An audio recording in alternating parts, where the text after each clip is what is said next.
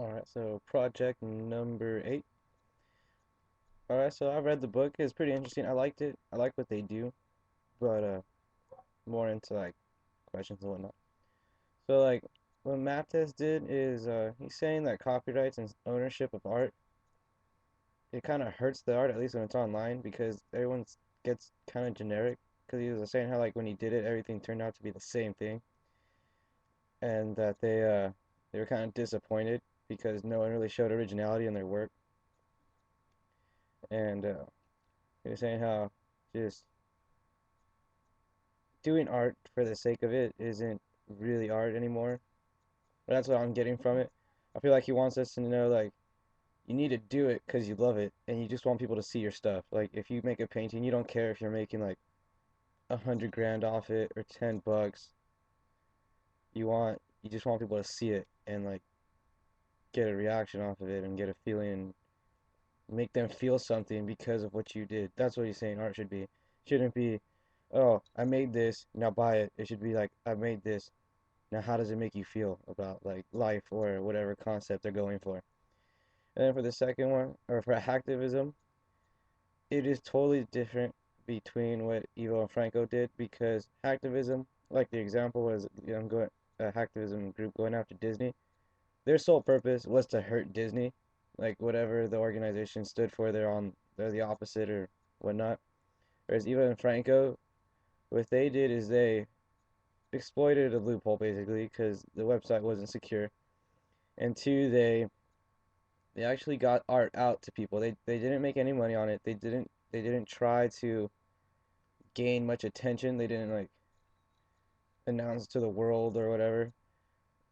And they weren't like after anybody in particular. It could have been any website group. It just happened to be havingmehell.com. But they just wanted to get the art out there. They didn't want to hurt anybody. They just wanted people to be known because it was only a select few people who had access to this website, and they were one of those. And they wanted the whole world to see this. They felt like art should not be restricted to a certain amount of people. It should be open to anybody in the world. And then with the Nike swoosh in Vienna, I thought that was awesome. I felt like they were actually going up against a corporate, showing like you can't just buy this area and do what you want to it. Like the people there have a say in what goes on too. So them kind of like ruining their plans, sort of like not maybe not ruining it, but like kind of messing it up, not making everything go as planned for Nike. It was a great way to show how like they can't just buy a city and make it theirs. Like no matter what, the city is gonna belong to the people, and they're gonna have to live with that and understand that fact. And so they did that through sculptures and whatnot, like the Nike swoosh and the other thing, the building. And so instead of going all political against Nike and everything, they went the artistic route and just, put something out there that everybody was going to see and everybody was going to feel and everybody was going to notice rather than have to read about it in like the newspaper or watch it on TV where they're going to see this outside, not necessarily have to read it in a book or a newspaper or see it on TV or in a news broadcast. A Second Life avatar is like a portrait because, if you're an artist, it's basically it's art for you because you have so many options and so many different abilities to manipulate that avatar. It becomes a piece of work. I mean, there are artists who do sculptures and whatnot. That's basically like in a sense, a living sculpture because you can move around and interact with other people now. And so, in a sense, you can it's a way to bring your art to life. Like if you had a sculpture and now and you wanted to be able to like give it a personality, this is a way to do it. I mean, with sculptures throughout the years, like the Thinker, whatnot, if they were able to bring those to life, they would have. Any artist would want to bring their art to life because now not only can you get a reaction out of somebody by how it looks, but now if the art itself has a personality of its own, now that's a whole nother level. You're allowed to manipulate, not manipulate, affect people, and like just a whole nother dimension to art. But it is different because for it to be considered art, someone has to take it seriously. Because again, it is just a video game, and to many people, Second Life isn't fun. It's dumb. It's stupid. It's boring. And so if you were to like put effort into like an avatar and make it like awesome and like beautiful and colorful and whatever, like very aesthetically pleasing, it would be a complete waste of time to somebody because to them it would hold no value because it's just, it's just a character in a video game who's never going to mean anything or matter.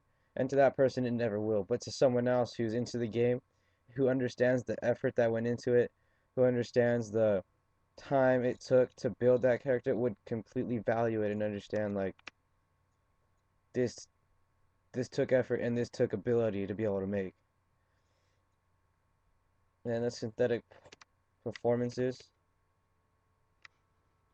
And then with this one now in Second Life, because they can bring their art to life, they can bring up so many different things. Like instead of just having like a sculpture and making you feel something, now they can bring it to life and then now almost create a whole nother dimension of like feeling because now they can create a show where like in like a play brings you to like can bring you to tears. Now this can kind of do the same thing because now they can create a whole sketch or so where like no one's gonna get hurt, and so they can take it to a whole nother level, and it can be as brutal as they want it to, or they can be as just gentle, and it really has no bearings at all. I mean, you can do whatever you want. There's no gravity. There's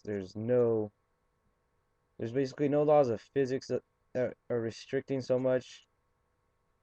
You can build whatever you need, any prop, anything it's unrestricted. So I mean, they can bring up every topic like sexuality.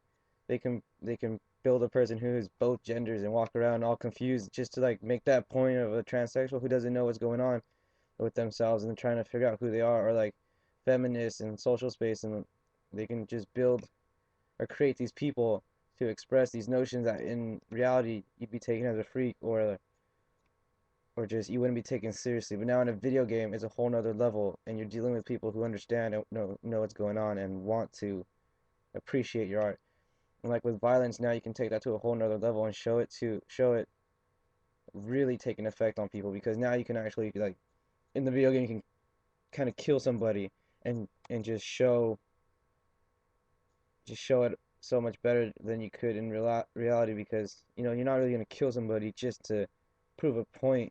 More than likely, you're gonna fake it, which to someone might take away the value of it, which kind of sounds dumb, but it's true. Like if someone doesn't actually die, they're gonna be like, well, it's dumb because no one really died in that, so it doesn't make it real to them. But now in a video game, if they see like blood actually coming out of someone, it might make it a little more real, even though it's a video game. Again, it depends on the person and whatnot. And,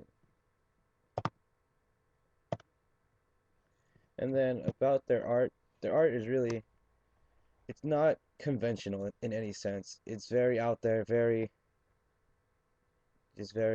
out there. They just want people to understand art isn't confined to an easel or a studio. It's anything in reality. They want to make you just think about what's going on in the world and to understand that anything can be art. You just have to see it that way. I mean, they're doing things through the media with the Nike swoosh, which is everything with Second Life. They're just taking any form of media and turning it into art just to, if it can, basically saying, if you can express an opinion or idea through it by it just being visual in a way, then it's art. And if you can affect somebody, then it's art. It doesn't have to be a painting. It doesn't have to be a song. It doesn't have to be anything like that. It doesn't have to be a photograph. If you can move somebody, it's art. And with Flogging the Dead Horse, that one was a little interesting.